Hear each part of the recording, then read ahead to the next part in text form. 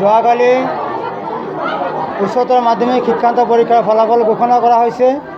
আমাৰ কচুৱা হায়াৰ ছেকেণ্ডেৰীত এইবাৰে প্ৰথম আমাৰ চেণ্টাৰ হৈছিলে। আমি চেণ্টাৰৰ ভিতৰত প্ৰথম হ'বলৈ সক্ষম হৈছোঁ। আমাৰ ছাত্ৰ ছাত্ৰী আছিলে ৭৯ জন, তাৰে ৭৯ জনৰ ভিতৰত ৭৯ জনেই উত্তীৰ্ণ হৈছে। মুঠ ৩৭ জন ফাৰ্ষ্ট ডিভিজন, তাৰ ভিতৰত 2 জন ডিষ্টিংশ্যন আৰু 10 জন ষ্টাৰ, ৩৬ জন ছেকেণ্ড ডিভিজন আৰু মাত্ৰ 4 জন থাৰ্ড ডিভিজন। ৰাইজৰ সহায় সহযোগ, পেৰেণ্টছৰ সহায় সহযোগ, শিক্ষক শিক্ষয়িত্ৰীৰ কষ্ট আৰু ল'ৰা ছোৱালীৰ অধ্যাৱসায়ৰ ফলতে আজি এই ফলাফলটো পাবলৈ আমি সক্ষম হৈছোঁ। আমাৰ স্কুলখনত অলপ ব্যতিক্ৰম আছে। আমাৰ সাংবাদিক বন্ধুজনে যি প্ৰশ্ন কৰিছে মই ধন্যবাদ জনাইছোঁ তেওঁক। আমি প্ৰথম বেটছত যোগোতা হাইস্কুলৰ পৰা 33% পাই অহা এজনী ছাত্ৰী আছিলে আৰফানা বেগম। তেওঁৱে আমাৰ ইয়াত নাম লগাইছিলে। তেওঁ প্ৰথম বেটছতে 63% পাই তেওঁ পাছ কৰি গৈছে। ৰাতুল চৰকাৰ তেওঁ ফাৰ্ষ্ট ডিভিজন পাই গুচি গ'ল, থাৰ্ড ডিভিজন পাই আহিছিলে। তেওঁ এতিয়া কামাণ্ডোত চাকৰি কৰি আছে। তেনেকুৱা বহুত দৃষ্টান্ত আছে আমাৰ। এইবাৰো প্ৰায় 15 গৰাকী থাৰ্ড ডিভিজন ছাত্ৰ আমাৰ ফাৰ্ষ্ট ডিভিজন পাবলৈ সক্ষম হৈছে। আমি এটা চেষ্টা চলাই আছোঁ যে দুৰ্বল শ্ৰেণীৰ ছাত্ৰ ছাত্ৰীসকলক কি প্ৰকাৰে গিয়াৰ আপ কৰি আগবঢ়াই নিব পাৰোঁ। চোকা বা মেধাৱী ছাত্ৰ এনেই চোকা, এনেই মেধাৱী, তেওঁলোকক অলপ গাইড কৰিলে আগবাঢ়ি যায়। কিন্তু দুৰ্বলখিনি কি কৰিলে অলপ আগবাঢ়িব পাৰে, সেইটো হ'ল আমাৰ প্ৰচেষ্টা।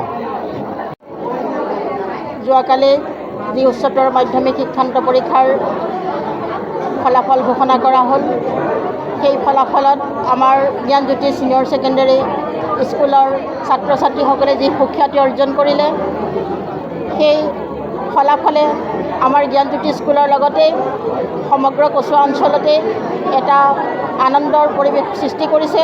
যিহেতু এইবাৰ আমাৰ কচুৱা অঞ্চলত কচুৱা উচ্চতৰ মাধ্যমিক বিদ্যালয়ত প্ৰথম চেণ্টাৰ আৰু আমাৰ ল'ৰা ছোৱালীখিনিয়ে সেই চেণ্টাৰতে পৰীক্ষা দি এটা ভাল ফলাফল অৰ্জন কৰিছে। আজি আমি তেওঁলোকৰ এই সম্বৰ্ধনা সভা অনুষ্ঠিত কৰা এটাই মূল কাৰণ আছিল যে এডমিশ্যন লোৱাৰ পিছত আমি যি সম্বৰ্ধনা অনুষ্ঠান পাতোঁ, আমাৰ প্ৰায় সংখ্যক ল'ৰা ছোৱালী তেওঁলোকৰ ক্লাছৰ অজুহাততে আহি উপস্থিত থাকিব নোৱাৰে। আজি সেইকাৰণে আমি ইয়াতে সকলোকে একেলগে দেখা পাওঁ, সেই উদ্দেশ্যেৰে আজি আমি সম্বৰ্ধনা অনুষ্ঠান পাতিলোঁ। আৰু আজি মোৰ উদ্দেশ্যই হ'ল সেইটো। এতিয়া আমাৰ খুব আশা, আমাৰ সেই ছাত্ৰ ছাত্ৰীসকলে যাতে অদূৰ ভৱিষ্যতে আমাৰ জ্ঞানজ্যোতিৰ নাম উজ্জ্বল কৰাৰ লগতে এই সমগ্ৰ কচুৱা অঞ্চলৰ নাম উজ্জ্বল কৰি আগুৱাই যাব। মই ইয়াত ক্লাছ 2ৰ পৰা 12লৈকে পঢ়ি আছোঁ। ইয়াৰ শিক্ষক শিক্ষয়িত্ৰীসকল মোক বহুত সহযোগিতা কৰিছে। ছাৰ বাইদেউসকল বহুত ভাল। মই নিজেও চেষ্টা কৰিছোঁ বহুত, আৰু ছাৰ বাইদেউসকলৰ সহযোগিতাত মই আজি ৰিজাল্ট পাৰ্চেণ্টেজ পাবলৈ সক্ষম হৈছোঁ। ছাৰ বাইদেউসকলৰ উৎসাহৰ কাৰণে মই আগবাঢ়ি গৈছোঁ। আজি ফলাফল লাভ কৰিবলৈ সক্ষম হৈছোঁ, সেয়া তাৰ বহুতো আনন্দিত হৈছোঁ, লগতে গৌৰৱান্বিত অনুভৱ হৈ আছে। যিহেতু আমাৰ জ্ঞানজ্যোতি বিদ্যাপীঠ ছিনিয়ৰ ছেকেণ্ডেৰী স্কুলৰ ছাৰ বাইদেউসকল বহুতো ছাপৰ্টিভ। তেওঁলোকে সদায় উৎসাহ যোগাই আছে। যিয়ে মোৰ বিষয়ে বেছিকৈ ক'লে যে ছাৰ বাইদেউসকলে যিবোৰ সা সুবিধা দিব লগা আছিল সকলোখিনি দিছে। কিতাপৰ পৰা যিবোৰ যোগান ধৰিব লগা আছিল সকলোখিনি তেওঁলোকে চোৱা চিতা কৰিছে। তেওঁলোকৰ কাৰণে আজি মই এই সফলতা অৰ্জন কৰিবলৈ সক্ষম হৈছোঁ।